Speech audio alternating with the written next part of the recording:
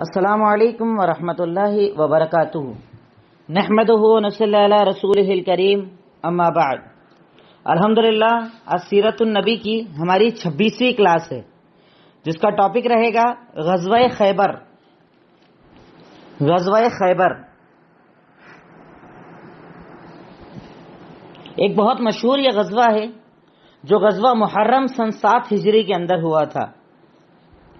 خیبر ایک جگہ جو مدینہ سے 80 میل کی دوری پر ہے، 80 میل کی دوری پر یہ جگہ ہے جس کا نام ہے خیبر۔ میں آپ کو پہلے اس نام کا تذکرہ کر چکا ہوں کہ اللہ کے نبی صلی اللہ علیہ وسلم نے جب الگ الگ غزوات کے اندر یہودیوں کو مدینہ سے نکالا تھا، چاہے وہ بنو قینقاع ہو، بنو نذیر ہو یا بنو قریظہ ہو، جب ان لوگوں کو وہاں سے نکالا گیا تو ان لوگوں نے خیبر کو اپنا مسکن بنا لیا تھا، خیبر میں رہنے لگے تھے۔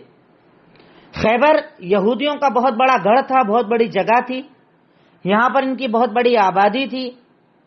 8 بڑے بڑے ان لوگوں کے یہاں پر قلعے تھے جس کے اندر وہ رہا کرتے تھے۔ اب جب یہودیوں کو اللہ کے نبی صلی اللہ علیہ وسلم نے ہر جگہ سے نکال دیا، قینقاع سے، بنو نذیر سے اور بنو قریظہ کے ایریے سے نکال دیا، تو ان سب بڑے بڑے مجرموں نے اپنا ٹھکانہ خیبر کو بنا لیا۔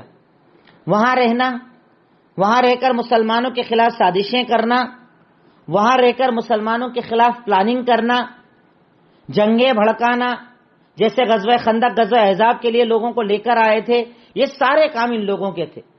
وہاں رہ کر صحابہ، صحابیات، امہات المومنین پر اعتراض کی فضا بنانا، کفار مکہ کے دماغ بار بار بناتے رہنا۔ غرض یہ کہ مسلمانوں کے خلاف ویسی کوئی سازش نہیں جو یہ لوگ وہاں سے رہ کر کیا نہیں کرتے تھے۔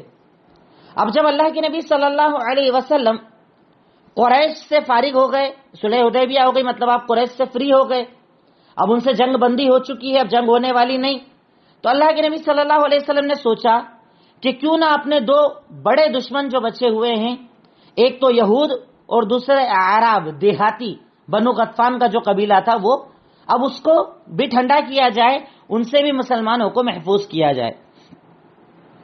اس مقصد سے اللہ کے نبی صلی اللہ علیہ وسلم محرم سن 7 ہجری میں خیبر کی طرف نکلتے ہیں۔ 1400 لوگوں کو آپ نے اپنے ساتھ لیا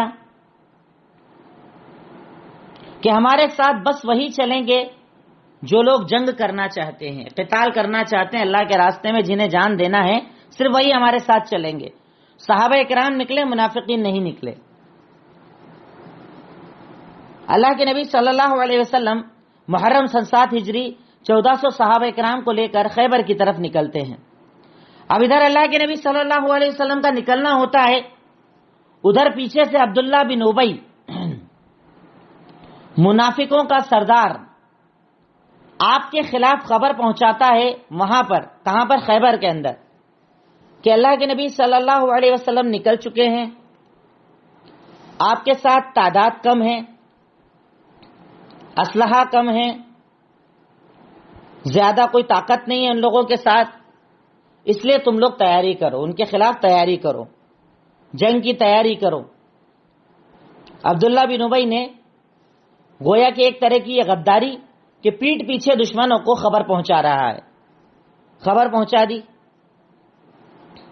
اب جیسے ہی یہ خبر خیبر پہنچی، خیبر والے غطفان والوں سے بات کرنے کے لیے اپنا ایک وفد بھیجتے ہیں، اپنے 2 لوگوں کو بھیجتے ہیں کہ تم جاؤ، کیونکہ اب ان کے سامنے ایک ہی طاقت بچی تھی، بنو غطفان، جو خیبر کے موقع پر بھی آئے تھے اللہ کے نبی پر چڑھائی کرنے کے لیے، لڑائی کرنے کے لیے، جو اعراب بھی جن کو کہا جاتا ہے، بنو غطفان، بہت سارے مطلب قبیلے مل کر بنے تھے، پر ان کا جو مین تھا وہ بنو غطفان تھا، اس کے چھوٹے چھوٹے قبیلے تھے جو اللہ کے نبی کے دشمن تھے۔ تو بنو غطفان کی طرف یہ 2 لوگوں کو بھیجتے ہیں، کنانہ بن ابی الحقیق اور حوزہ بن قیس، 2 لوگوں کو بھیجتے ہیں۔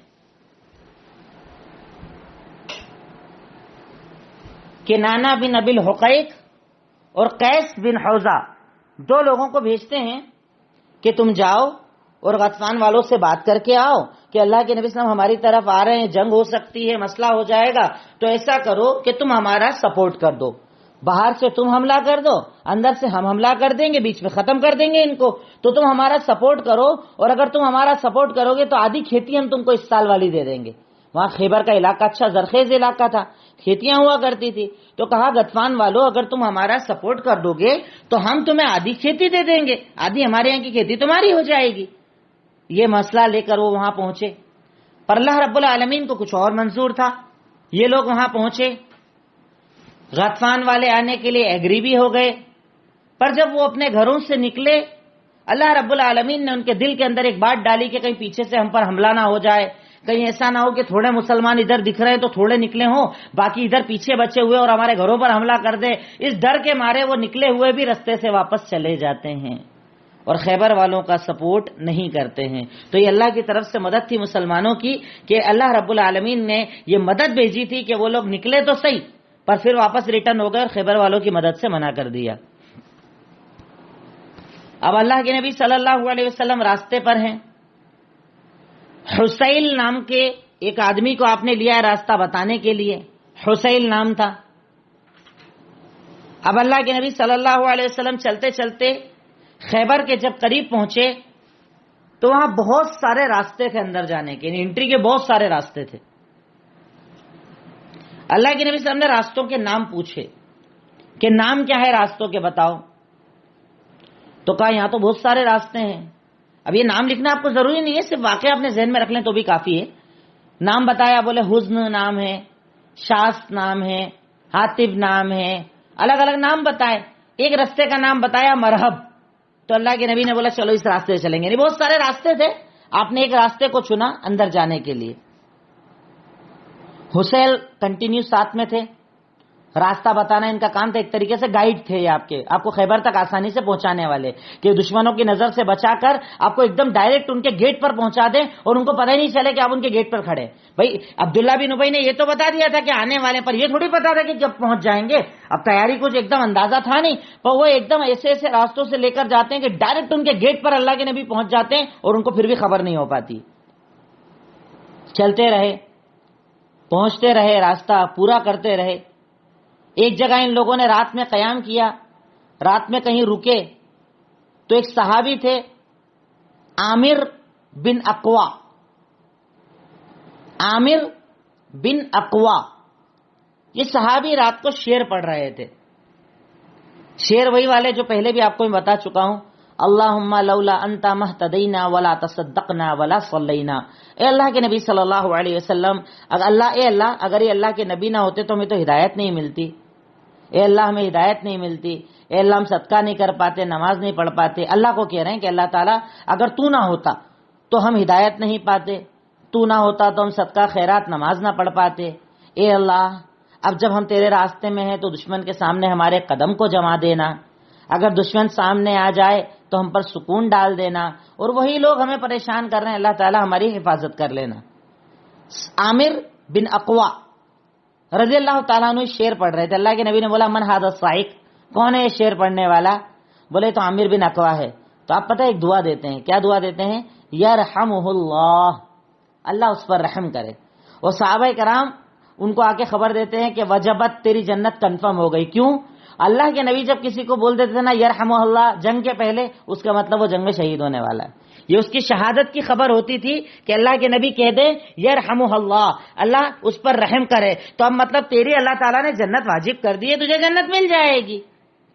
اب صحابہ کرام راستے میں ہیں، چل رہے ہیں، راستہ طے کر رہے ہیں، یہاں تک کہ یہ لوگ جب وہاں پر پہنچے، ان کے بالکل گیٹ کے قریب پہنچ گئے، قلعے کے بالکل گیٹ کے پاس پہنچ گئے اور رات میں وہاں پر قیام کر لیا. کیونکہ اللہ کے نبی صلی اللہ علیہ وسلم کا یہ معمول تھا، اسلامی جنگوں کا یہ معمول تھا کہ رات میں جنگ نہیں ہوتی تھی، دن میں جنگ ہوتی تھی. اچانک کسی پر یلغار نہیں کرتے تھے آپ، بلکہ باقاعدہ خبردار کر کے یلغار کیا کرتے تھے. پہنچ گئے سامنے. اب جب صبح وہ لوگ نکلے اور باہر جیسے ہی دیکھا کھیتی کرنے والے، اپنے کام پہ جانے والے، جیسے قلعے سے باہر نکلے اور دیکھا لشکر، بھاگتے ہوئے اندر گئے اور بولا اللہ کے نبی تو آ گئے، اللہ کے نبی تو یہاں پہنچ گئے. اب خیبر کی پہلے آپ کیفیت سمجھ لیجئے کہ خیبر کا معاملہ کیا تھا. خیبر کا معاملہ یہ تھا کہ خیبر نام تھا قلعوں کا.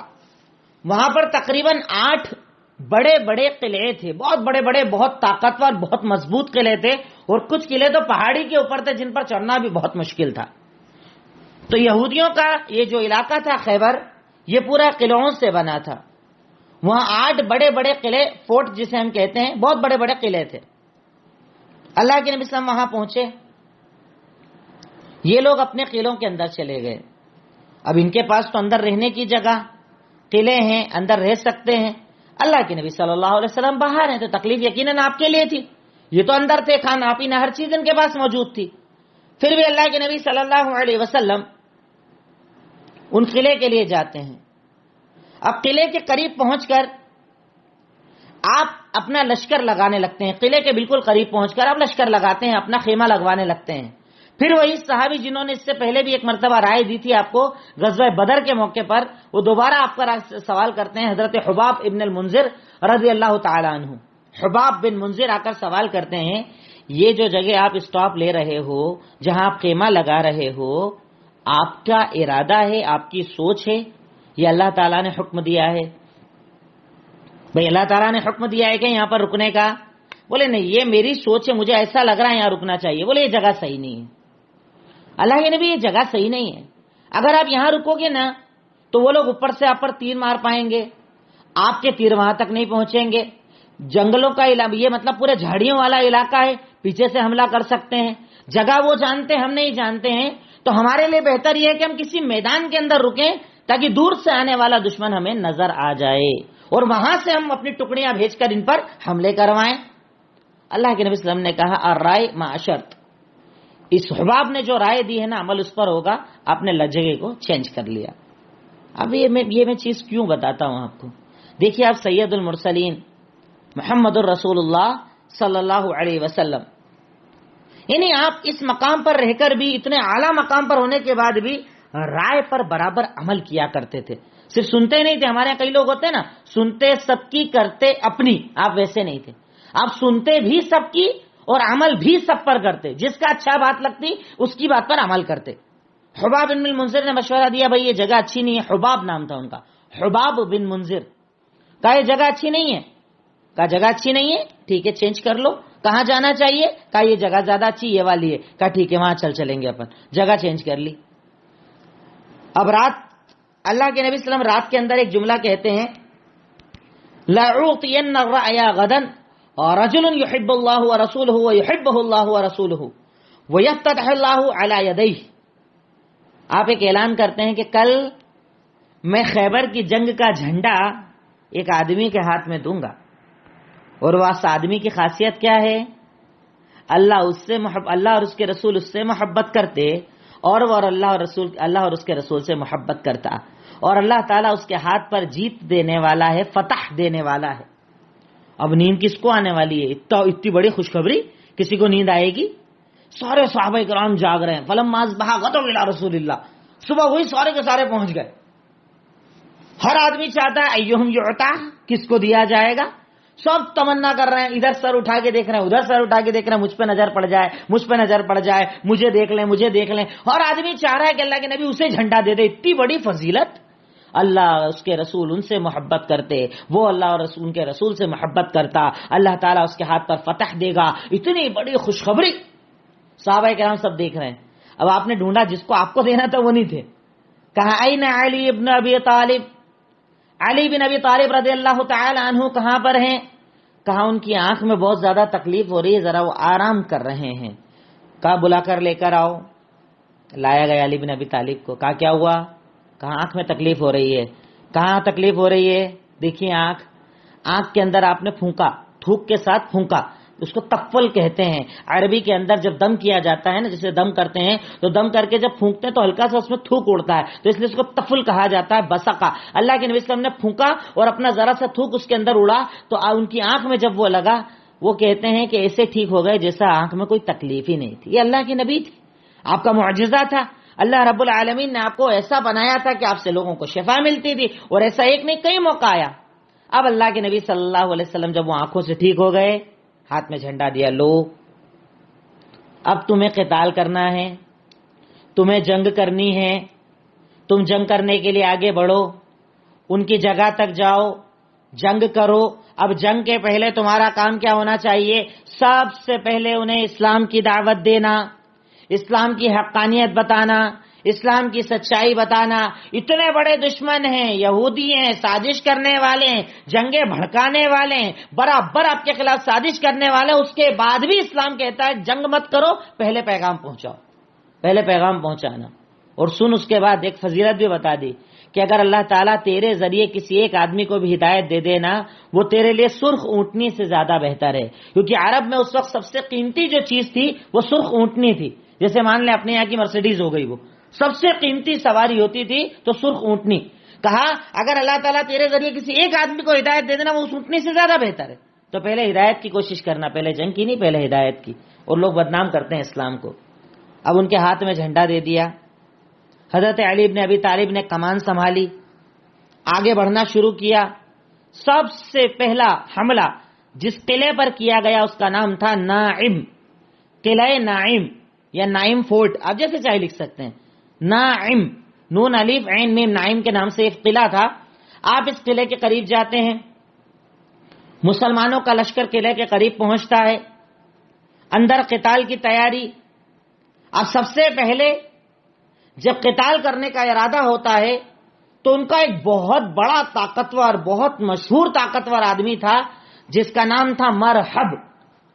مرحب یہودی یہ نکلتا ہے باہر، قتال کے لیے اعلان کرتا ہے، آؤ کون ہے مجھ سے قتال کرنے والا؟ کون ہے قتال کرنے والا؟ قتال کرنے کے لیے آؤ. اور وہ بڑی اکڑتے ہوئے نکلتا ہے، بڑی اکڑتے ہوئے اعلان کرتا ہے، قد علمت خیبر انی مرحب. خیبر جانتا ہے کہ میں مرحب ہوں، یعنی جب میں سلاح اٹھا لوں، میں ہتھیار اٹھا لوں تو اس کے بعد کوئی ٹکتا اکتا نہیں ہے سامنے. وہ کہتے ہیں کہ جب یہ بات سنی تو حضرت عامر، یہ وہی ہیں کہ جن کو اللہ کے نبی نے کہا تھا نا یرحمہ اللہ، اللہ اس پر رحم کرے، وہ عامر نکلتے ہیں. کہتے ہیں اتنا بڑا دعویٰ کر رہا ہے، ابھی میں تجھے ٹھنڈا کرتا ہوں، میرے سامنے بیٹھ کے. مبارزت ہوتی ہے اور مبارزت کے اندر حضرت عامر رضی اللہ تعالیٰ عنہ کو شہید کر دیا جاتا ہے. ان کی شہادت کے بعد مرحب پھر اعلان کرتا ہے، نکلو کوئی باہر جس کے اندر دم ہو، نکلو کوئی اس کے باہر جس میں دم ہو اور میں اسے اس کی جگہ پر پہنچا دوں. تب نکلے وہ کہ جن کو حیدر کہا جاتا ہے، اور بولتے ہوئے نکلے، انا الذی سمتنی امی حیدرا، میں وہ ہوں جس کی ماں نے اس کا نام حیدر رکھا ہے، کہ جس کو دیکھ کر اچھے اچھے کانپ جاتے ہیں، میں وہ حیدر ہوں، میں علی ابن ابی طالب ہوں.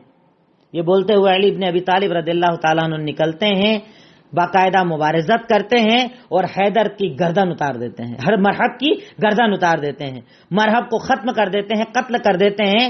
اور اس کے بعد باقاعدہ یہودیوں کے اس پہلے قلعے سے غزوہ شروع ہوتا ہے. اور یہاں پر بڑے یعنی طاقتور قسم کے لوگ رہا کرتے تھے اس قلعے کے اندر. بڑا زوردار یہاں پر رن ہوتا ہے، بڑا زوردار یہاں پر غزوہ ہوتا ہے. اور اس کے اندر اللہ رب العالمین حضرت علی بن ابی طالب رضی اللہ تعالیٰ عنہ کے ذریعے اس غزوے کو، یعنی یہ جو قلعہ تھا، نائم نام کا جو قلعہ تھا، اس کو مسلمان فتح کر لیتے ہیں.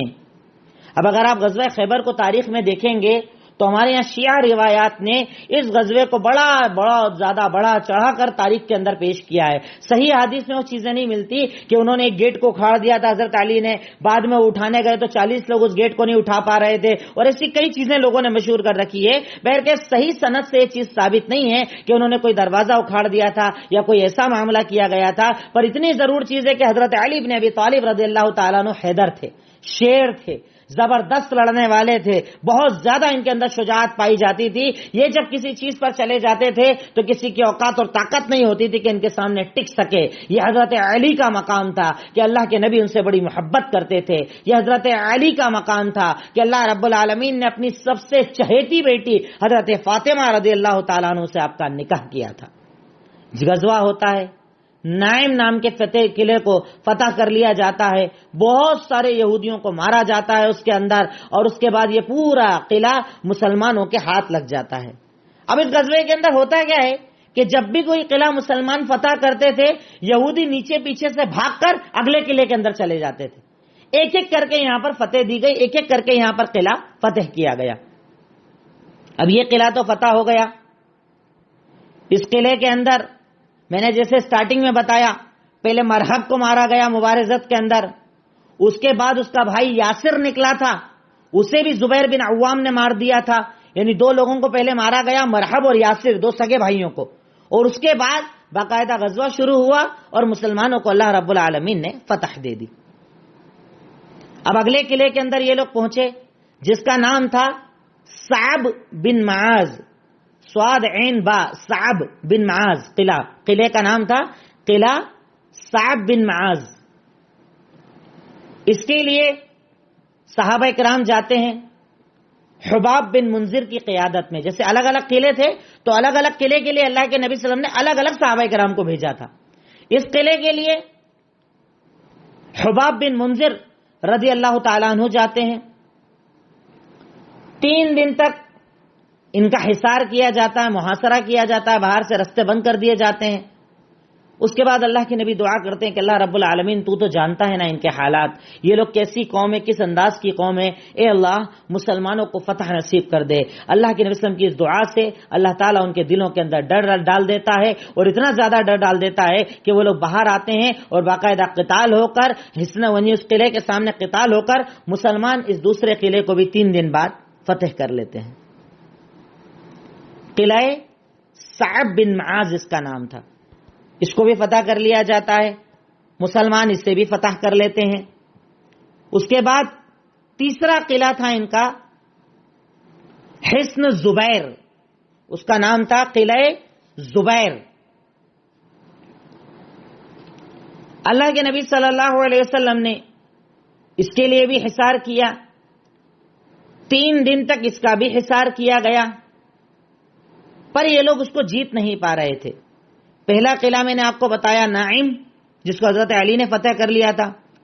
دوسرا قلعہ میں نے آپ کو بتایا صعب بن معاذ، جس کو حضرت حباب بن منذر نے فتح کیا تھا۔ تیسرا قلعہ میں نے آپ کو بتایا قلعہ زبیر، جس کو فتح کرنے والے صحابی کے نام کا ذکر نہیں ہے، پر صحابہ کرام نے اس کو فتح کیا تو 3 دن تک پہلے یہاں پر بھی محاصرہ کیا گیا، اور غالباً اس میں خود اللہ کے نبی تھے، اس لیے صحابی کا نام ذکر نہیں کیا گیا، خود اللہ کے نبی بھی آگے موجود تھے۔ یہ اللہ کے نبی کے ہاتھوں پر اللہ تعالیٰ نے اس کو فتح کیا تھا۔ آپ یہ بھی لکھ سکتے ہیں، پہلا قلعہ حضرت علی، دوسرا قلعہ حضرت حباب بن منذر، تیسرا قلعہ جس کا نام زبیر تھا، یہ اللہ کے نبی کے ہاتھوں پر فتح ہوا۔ اللہ کے نبی صلی اللہ علیہ وسلم نے اس کا حصار کیا، 3 دن تک کوئی آسانی نہیں ملی۔ اللہ تعالیٰ کی مدد آئی، اندر سے ایک یہودی آیا اور بولا کہ اس لیے تم جیت نہیں پا رہے کیونکہ ان کے پاس اندر کھانے پینے کا سارا سامان موجود ہے، اور پانی جو ہے نا وہ باہر سے اندر کی طرف جاتا ہے، تو تم ایسا کرو، میں تم کو سری وہ اندر والی جگہ بتا دیتا ہوں جہاں سے وہ پانی لے کر جاتے ہیں، اس کو بند کر دو تو مجبوری میں نکلیں گے۔ اللہ کے نبی نے اس راستے کو بند کیا جہاں سے پانی جاتا تھا، وہ لوگ باہر آئے، وہاں پر بھی قتال ہوا، اور اس کے بعد یہ قلعہ بھی فتح کر لیا گیا۔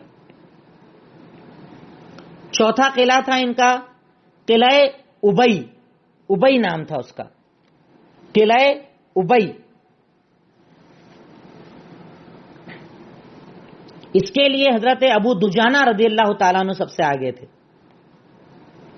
حضرت ابو دجانہ رضی اللہ تعالیٰ عنہ، یہ وہی ابو دجانہ ہے کہ اللہ کے نبی نے ان کو اپنی تلوار دی تھی۔ رب العالمین کے حکم سے یہ ابو دجانہ رضی اللہ تعالیٰ عنہ اپنی لال پٹی پھر باندھ لیتے ہیں، پھر باہر نکل جاتے ہیں، پھر حق ادا کرتے ہیں، اور اس قلعے کو ان کے ہاتھ پر اللہ رب العالمین فتح کروا دیتا ہے۔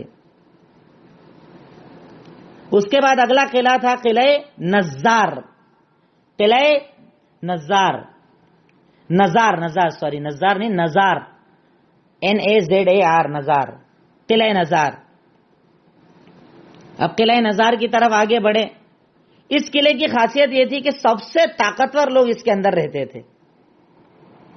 سامنے ہے جس کا نام ہے قلعہ نزار۔ اب اس قلعے کے لیے بھی خود اللہ کے نبی صلی اللہ علیہ وسلم آگے ہیں۔ اس قلعے کی سب سے بڑی پریشانی یہ تھی کہ یہ قلعہ پورا پہاڑوں کے اوپر تھا، بہت اونچائی کے اوپر تھا، جس کی طرف جانا بہت مشکل تھا۔ اب صحابہ کرام جاتے تو اوپر سے تیر برسائے جاتے۔ بہت طاقتور لوگ اس کے اندر تھے۔ یہودیوں کے جتنے عورت اور بچے تھے وہ بھی سارے اسی قلعے کے اندر تھے۔ اونچا پہاڑ، پتھریلی زمین، یہ لوگ جاتے تو وہ تیر چلا دیتے۔ اس کو فتح کرنا بہت زیادہ مشکل ہو رہا تھا، اس کا حصار بھی بہت زیادہ مشکل ہو رہا تھا۔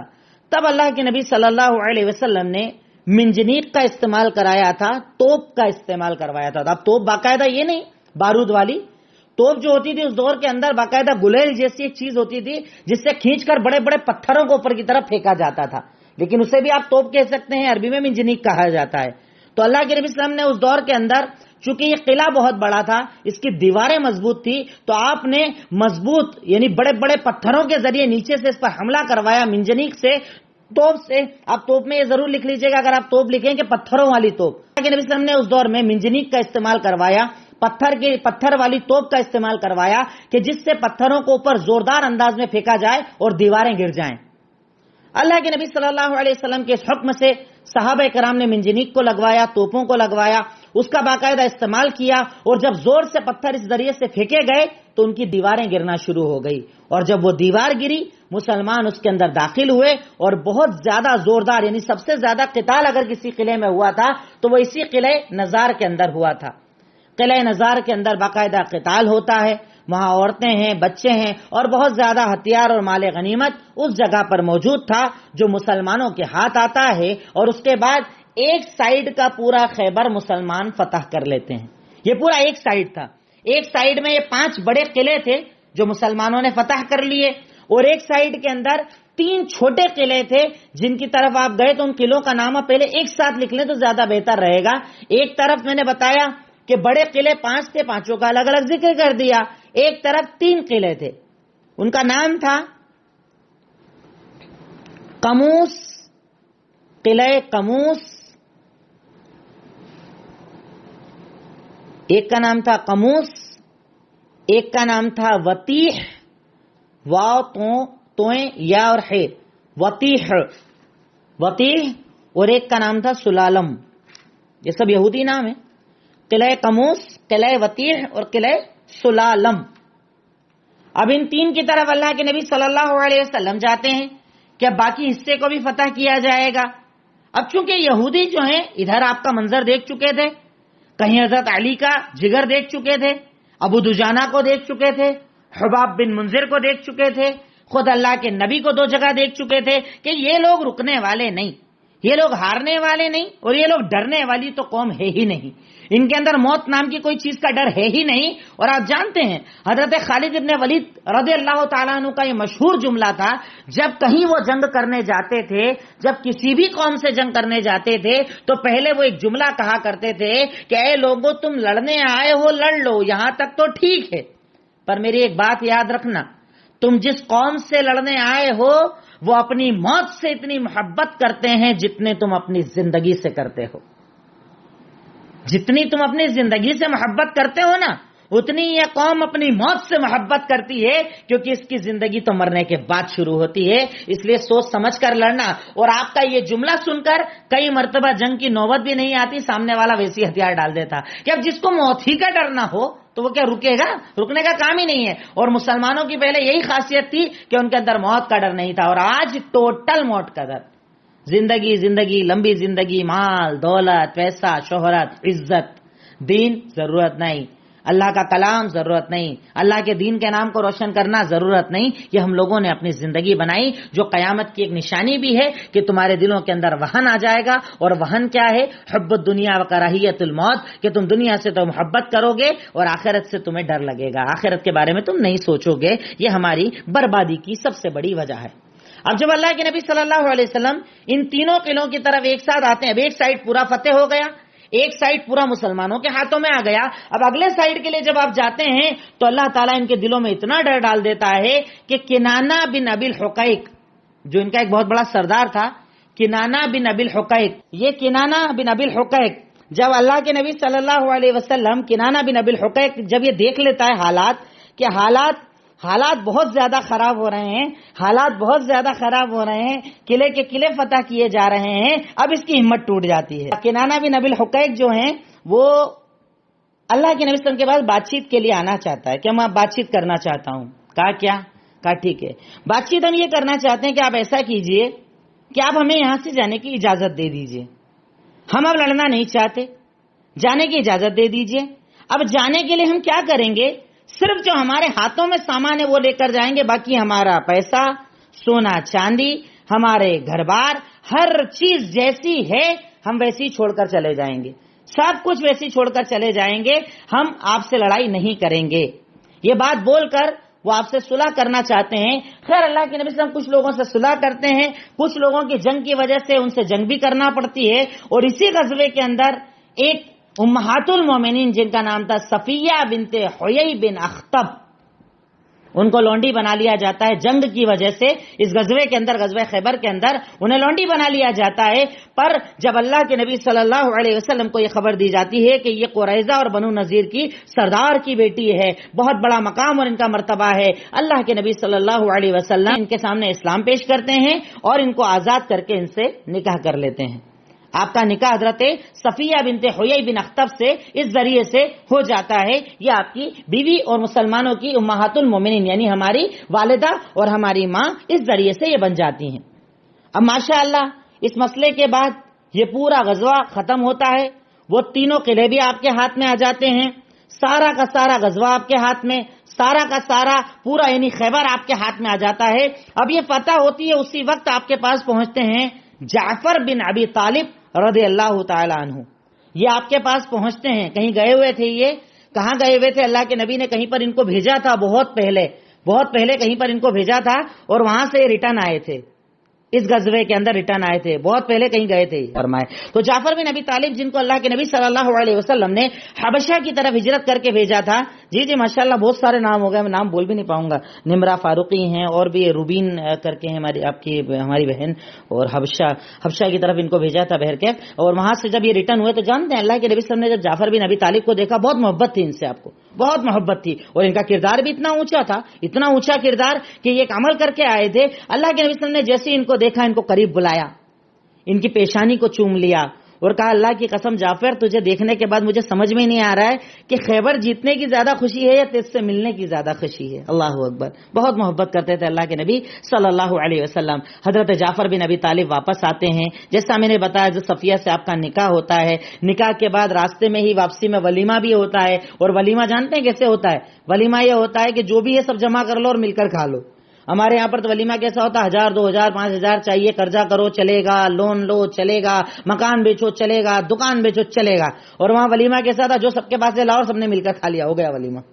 ٹفن پارٹی اپنے یہاں کر سکتے ایسا ولیمہ. کتنا آسان ولیمہ, کتنا آسان ولیمہ. اللہ اکبر. اللہ کے نبی صلی اللہ علیہ وسلم کا یہ ولیمہ بھی ہوتا ہے. حضرت جعفر بن ابی طالب کا ریٹرن ہوتا ہے. اس کے بعد اسی سفر کے اندر جب اللہ کے نبی صلی اللہ علیہ وسلم, یا تو دیکھیے تاریخ نے اس کو ذکر نہیں کیا ہے, جانے میں یا آنے میں ایک عورت تھی, وہ اللہ کے نبی صلی اللہ علیہ وسلم کے پاس, جس کا نام تھا زینب بنت حارث. یہودی عورت تھی زینب بنت حارث, اس کا نام تھا زینب بنت حارث. یہ عورت آپ کے پاس ایک بکری بھجواتی ہے, بکری کا گوشت بھجواتی ہے, کھاؤ. اور آپ کو جو حصہ زیادہ پسند تھا گوشت کا وہی آپ کے پاس بھیجتی ہے. اللہ کے نبی صلی اللہ علیہ وسلم چونکہ دعوت قبول کیا کرتے تھے, دل نہیں توڑتے تھے کسی کا, آپ نے دعوت قبول کر لی. آپ نے گوشت کو کھانا بس شروع ہی کیا, ایک لقمہ بس اپنے منہ کے اندر ڈالا, آپ کو وحی کر کے یہ بتایا گیا کہ اس کے اندر زہر ملایا گیا ہے. آپ نے تو تھوک دیا, پر آپ کے ساتھ ایک صحابی بیٹھے تھے بشر رضی اللہ تعالی عنہ, انہوں نے لقمہ پورا کھایا اور زہر اتنا زیادہ خطرناک تھا کہ وہ لقمہ کھاتے ہی بشر کا انتقال ہو جاتا ہے. بشر رضی اللہ تعالیٰ عنہ کا انتقال ہو جاتا ہے. اللہ کے نبی صلی اللہ علیہ وسلم تھوک دیتے ہیں, پر یہ وہی بکری ہے, یہ وہی زہر ہے کہ اللہ کے نبی صلی اللہ علیہ وسلم کہتے تھے جب آپ اس دنیا سے رخصت ہوئے تو آپ کہتے تھے اس بکری کے زہر کی تکلیف آج بھی میں اپنے جسم کے اندر محسوس کرتا ہوں. جب اس عورت کو لایا گیا کہ تو نے یہ عمل کیوں کیا, اس عمل کا مقصد کیا تھا؟ کہا میرا مقصد یہ تھا کہ اگر کوئی دنیا کا جابر بادشاہ ہوگا, اگر بگڑیل بادشاہ ہوگا تو زہر کھا کے کام ختم, اور اگر نبی ہوں گے تو اللہ تعالیٰ وہی کر کے بتا دے گا اور ان کا معاملہ کلیئر ہو جائے گا. اللہ کے نبی کو جب یہ بات پتا چلی, اس عورت کو آپ کے سامنے لایا گیا, تو بعض روایت میں آتا ہے کہ اس کے بعد بھی, اتنے بڑے گناہ کے بعد بھی اللہ کے نبی نے اسے معاف کر دیا تھا. اب اس غزوے کے اندر کتنے لوگ مارے گئے تھے؟ اس غزوے میں 18 مسلمان شہید کیے گئے تھے. 18 مسلمان 18 شہید کیے گئے تھے, اور 93 یہودیوں کو مارا گیا تھا. 93 18 और 93, देखो कितने बड़े बड़े गजबे हो रहे हैं, 8-8, 9-9 किले फतह किए जा रहे हैं। मरने वालों की तादाद देखिए कितनी मुख्तसर है, क्योंकि इस्लाम जंग चाहता नहीं, इस्लाम जंग को पसंद करता नहीं, इस्लाम कत्ल गारतगिरी को पसंद करता नहीं, इस्लाम नाम है अमन का। वरना दुनिया के अंदर तो छोटे छोटे दंगों में, छोटे छोटे झगड़ों में से ज्यादा को मार दिया जाता है। 93 यहूदी, 18 मुसलमान, इस गजबे के अंदर मुसलमान शहीद किए गए और यहूदियों को कत्ल किया गया, मारा गया। अब इधर से जब अल्लाह के नबी रिटर्न हुए तो यहूदियों के कुछ और इलाके थे जिनसे आपकी मुसालहत हो गई थी, उन लोगों ने डर के मारे आपके सामने हथियार डाल दिए थे और मुसलमानों के हाथ में वो एरिया आ गए थे, जिनमें एक एरिया था जिसका नाम था फदक। फदक फदक उन्होंने आपसे मुसालहत कर ली कि हम आपसे जंग नहीं करना चाहते, हम आपको आधा जो भी हमारे यहाँ की खेती हो भिजवा दिया करेंगे, यहाँ हुकूमत मुसलमानों की रहेगी, ताकत मुसलमानों की रहेगी। उसके बाद आगे बढ़े, ये फदक नाम की जगह लिख लीजिएगा कि यहां पर मुसालहत हो गई थी। फिर अगली जगह थी वादिये कोरा।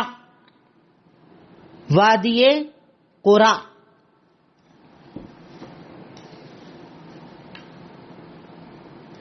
वहां पर भी अल्लाह के नबी सल्लल्लाहु अलैहि वसल्लम का जब गुदर होता है, यहूदी वहां पर रहा करते थे, यहूदियों की जमाअत थी, बाकायदा यहां पर गजवा होता है, जिस गजवे के अंदर हजरत अली और हजरत जुबैर तकरीबन 11 लोगों को मुबारजत में खत्म कर देते हैं।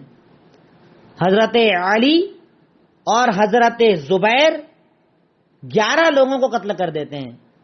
और उसके बाद यहां पर भी मुसलमानों को अल्लाह ताला फतह देता है। मैं नाम इसलिए असल में बता रहा हूं कि तारीख जब आप पढ़ेंगे और ये नाम आएगा तो बोलेंगे अरे हमने खैबर तो सुना पर हमको तो ये मालूम ही नहीं किधर से गुजर गया, इसलिए मैं नाम बताते चल रहा हूं बड़े मुख्तसर अंदाज में। फदक मुसलमानों के हाथों में आ गया मुसालहत से। वादिये कोरा जंग के जरिए मुसलमानों के हाथ में आई।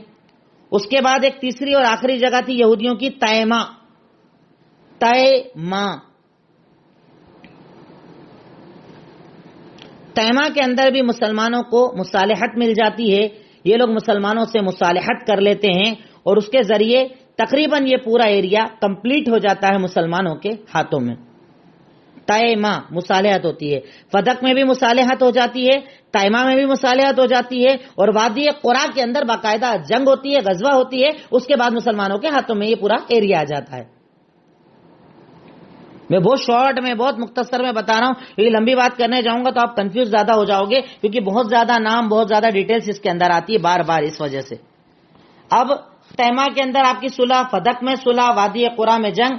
अब अल्लाह के नबी सल्लल्लाहु अलैहि वसल्लम मदीना की तरफ रिटर्न हो रहे हैं, गजवा मुकम्मल, यहूदियों से जीत मुकम्मल, वापस रिटर्न अपने घर की तरफ आ रहे हैं। अब जब ये लोग आ रहे हैं तब देखिए यहूदियों से जीतना मुसलमानों के लिए बहुत बड़ी चीज थी। यहूदी बहुत बड़ी ताकत थे, बड़े जंगजू लोग थे, इनसे जीतना मुसलमानों के अंदर कहीं ना कहीं बड़ी ताकत आ गई थी।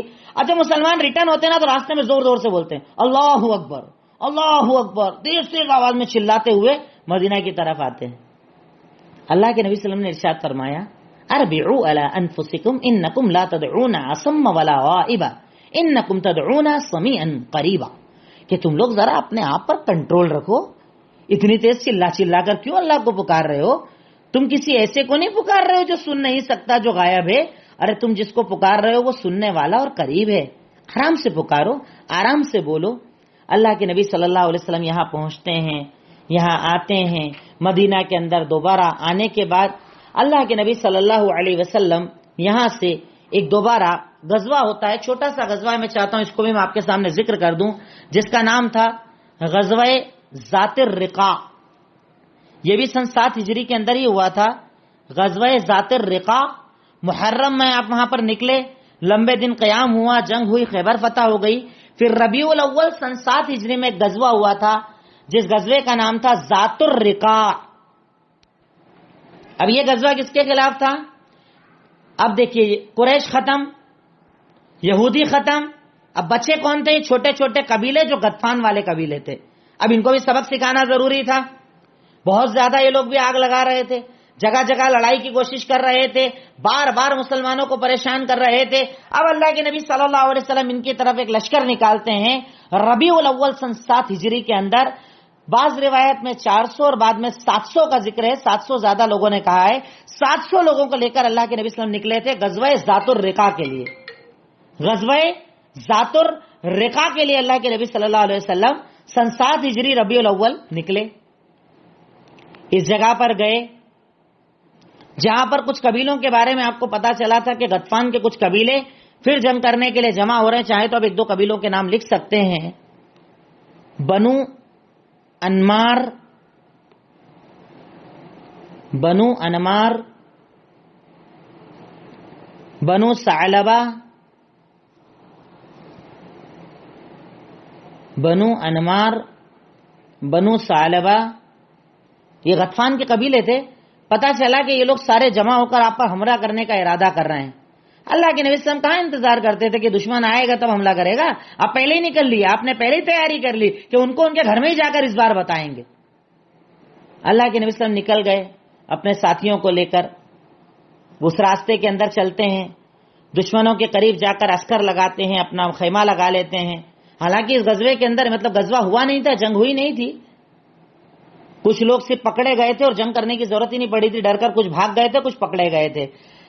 پر اس کے اندر ایک واقعہ ہوا تھا جو واقعہ ہمارے یہاں کئی مطلب تقریروں کے اندر شاید آپ نے سنا ہوگا، اس لیے اس کو ذکر کر دوں.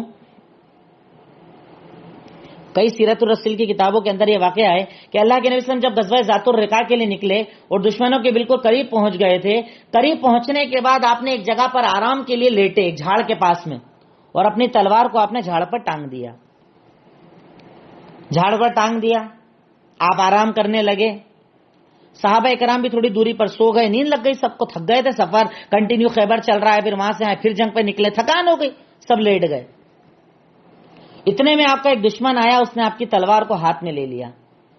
اللہ کے نبی صلی اللہ علیہ وسلم بیدار ہوتے ہیں، پوچھتے ہیں، وہ کافر آپ سے پوچھتا ہے، میں عاصموں کا منی، تجھے مجھ سے کون بتائے گا؟ کون بچائے گا بتا؟ اللہ کے نبی صلی اللہ علیہ وسلم بالکل سکون، بالکل اطمینان، بالکل آرام سے جواب دیتے ہیں، اللہ. بھئی میں تو اللہ پر بھروسہ کرتا ہوں نا، میں یمنعک منی، کون بچائے گا؟ تو کہا اللہ، اللہ ہے بچانے والا، کوئی نہیں ہے، اللہ بچانے والا ہے نا اللہ تعالیٰ میرے ساتھ. اس نے جب آپ صلی اللہ علیہ وسلم کا یہ کانفیڈنس کا لیول دیکھا، وہ گھبرا جاتا ہے، تلوار اس کے ہاتھ سے گر جاتی ہے، اللہ کے نبی اٹھا لیتے ہیں. اب بولتے تجھے کون بچائے گا؟ تجھے کون بچائے گا؟ تو کہا رحم کر دو مجھ پر، کوئی بات نہیں. پر عربی جب آپ کا یہ بھروسہ اللہ تعالیٰ پر دیکھتا ہے نا، اتنا کانفیڈنس اللہ تعالیٰ کی ذات پر، اتنا کانفیڈنس، مطلب یہ انسان سچا ہے، وہ وہیں پر اسلام قبول کر لیتا ہے. اللہ اکبر. یہ آپ کا اخلاق دیکھ کر کہ اللہ کے نبی، میں تلوار ہاتھ میں رکھ کے آپ سے پوچھ رہا ہوں، میں تو چھوڑتا بھی نہیں، اور سامنے اتنے بڑے نبی کے اوپر تلوار لے کر کھڑا ہوں اور وہ مجھ سے پوچھ رہے ہیں، مجھے کچھ کر نہیں رہے ہیں. یہ اخلاق دیکھ کر وہ آدمی اسلام قبول کر لیتا ہے.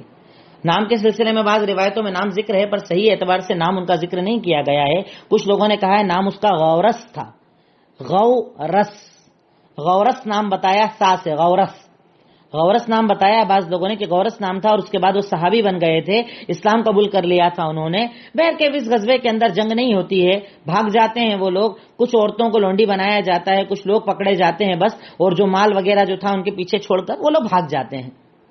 پر اس کے ذریعے اللہ تعالیٰ نے ان کے دلوں کے اندر بہت ڈر ڈال دیا، اور اس کے بعد وہ لوگ ہمت نہیں کر پائے اللہ کے نبی پر حملہ کرنے کی. یعنی غطفان قبیلہ بھی اب یہاں پر ٹھنڈا ہو گیا. پر آپ نے ان کے چھوٹے چھوٹے قبیلے جو ذرا زیادہ آواز کر رہے تھے، ان کی طرف چھوٹے چھوٹے لشکر بھیجے تھے. آپ چاہیں تو نام لکھیں، چاہیں تو نہ لکھیں، صرف سن لیں تو بھی چل جائے گا. چاہے تو آپ سیرت النبی سے بھی، رحیق المختوم سے بھی نام لکھ سکتے ہیں. کچھ جو اللہ کے نبی صلی اللہ علیہ وسلم نے چھوٹے چھوٹے سریے بھیجے تھے ان کی طرف، وہ آپ نام سن لیں تاکہ کبھی بعد میں نام آئے تو آپ کے ذہن میں رہے. جو آپ نے غطفان کے چھوٹے چھوٹے قبیلوں کی طرف بھیجے تھے تاکہ یہ لوگ آگے اور ہمت نہ کر پائیں. یعنی پوری، جیسے قریش تو ختم کر ہی دیا تھا، قریش کو، ادھر یہودی ختم ہو گئے تھے تو اب ادھر کو ختم کرنا بہت ضروری تھا. تو اللہ کے نبی نے چھوٹے چھوٹے سریے بھیجے تھے اس غزوے کے بعد. ایک تھا سریے غالب بن عبداللہ، صرف سن لیں آپ انشاءاللہ. سریہ حسمی، سریہ عمر ابن خطاب، سریہ غالب بن عبداللہ، سریہ حسمی، سریہ عمر ابن خطاب، سریہ بشیر بن سعد، سریہ بشیر بن سعد، سریہ عبداللہ بن رواحہ، پھر اس کے بعد سریہ ابی حدرد، سریہ ابی حدرد. یہ کچھ سریے اللہ کے نبی صلی اللہ علیہ وسلم نے اسی الگ الگ تاریخوں کے اندر شوال تک، تقریباً ربیع الاول کے بعد شوال تک اللہ کے نبی صلی اللہ علیہ وسلم نے ایک چھوٹے چھوٹے سریے بھیجے تھے تاکہ ان لوگوں کو سبق سکھایا جائے، ان کی طاقتوں کو توڑا جائے، ان کی قوتوں کو توڑا جائے۔ اس غرض سے اللہ کے نبی صلی اللہ علیہ وسلم نے چھوٹے چھوٹے سریے بھیجے تاکہ ان کو سبق سکھایا جائے اور ان کی ہمتیں اور طاقتیں ٹوٹ جائے۔ اب اس کے بعد ہے عمرۃ القضاء۔ میں چاہتا ہوں کہ اسے بھی ہم مکمل کر لیں تو اگلا انشاءاللہ ڈائریکٹ کل آپ کے سامنے مارکہ موتا آئے گا۔ موتا نام کی ایک بہت بڑی جنگ تھی، وہ آپ کے سامنے آئے گی۔ تو وہ چھوٹا سا ایک آخری ٹاپک ہے، میں چاہتا ہوں اگر آپ تھکے نہ ہوں تو میں ایک ٹاپک انشاءاللہ اس کو عمرۃ القضاء۔ اللہ کے نبی صلی اللہ علیہ وسلم نے، جیسے کہ میں نے آپ کو بتایا تھا، سن 6 ہجری کے اندر اللہ کے نبی صلی اللہ علیہ وسلم جب عمرہ کرنے کے لیے گئے تھے، ان لوگوں نے عمرہ نہیں کرنے دیا تھا، عمرہ کرنے سے ریٹرن کر دیا تھا، اور اس کے بعد کیا بولا تھا کہ اب تم لوگ ابھی نہیں آؤ گے، تم لوگ اگلے سال آؤ گے، ابھی تم کو عمرہ نہیں کرنے دیں گے۔ اور اس کے بعد صلح حدیبیہ ہوئی تھی، جس کو میں آپ کے سامنے ذکر کر چکا ہوں۔ صلح حدیبیہ کے بعد اب اللہ کے نبی صلی اللہ علیہ وسلم کو چلنا تھا واپس اپنے عمرے کے لیے، جسے عمرۃ القضاء اس لیے کہا جاتا ہے، بھئی قضا تب ہوتی ہے جب عمل نہ کر پاؤ۔ اب وہاں تو روک دیا گیا تھا، پھر بھی اس عمرے کو عمرۃ القضاء کہا گیا کیونکہ اللہ کے نبی نے گویا کہ پچھلے چھوٹے ہوئے عمرے کی قضا کی تھی۔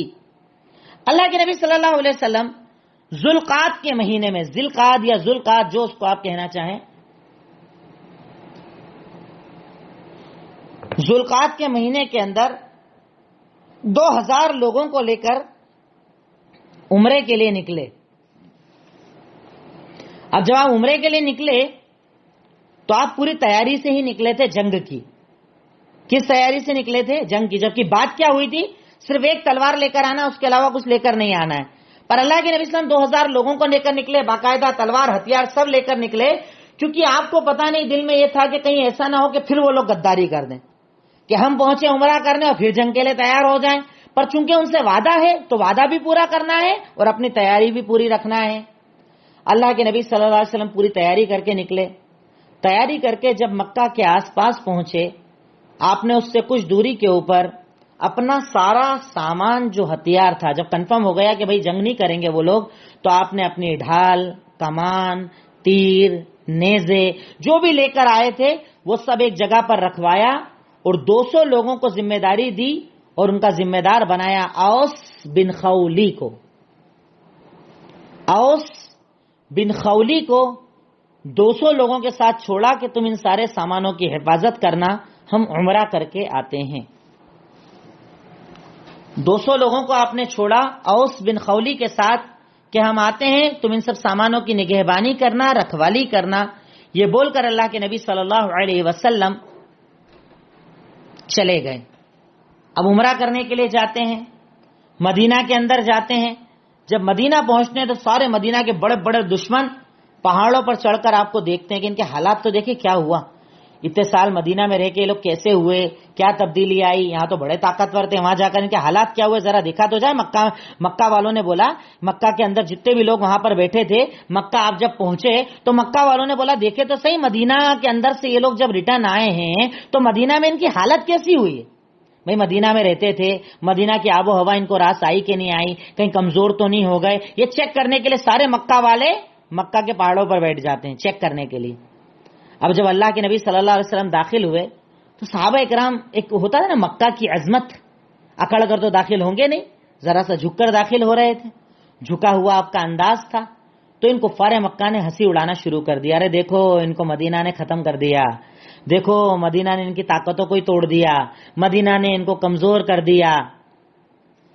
اب اللہ کے نبی صلی اللہ علیہ وسلم نے صحابہ اکرام کو کہا کہ سنو، جب طواف کرنا شروع کرو نا تو شروعات کے 3 چکر بالکل اکڑ کر اور تیز تیز چلنا، جو آج بھی ہم لوگ کرتے ہیں جسے رمل کہا جاتا ہے، کہ شروعات کے 3 چکر بالکل اکڑ کر چلنا اور بعد والے چکر نارمل چلنا۔ اب صحابہ کرام نے جیسے عمرہ کرنا شروع کیا اور بالکل اکڑ کر جو اپنے انداز میں چلے تو سارے لوگ خاموش ہو گئے کہ نہیں بھیا، یہ تو پہلے سے بھی زیادہ طاقتور ہو گئے، یہ تو پہلے سے بھی زیادہ طاقتور ہو کر آئے، بہت زیادہ طاقتور ہو کر آئے ہیں۔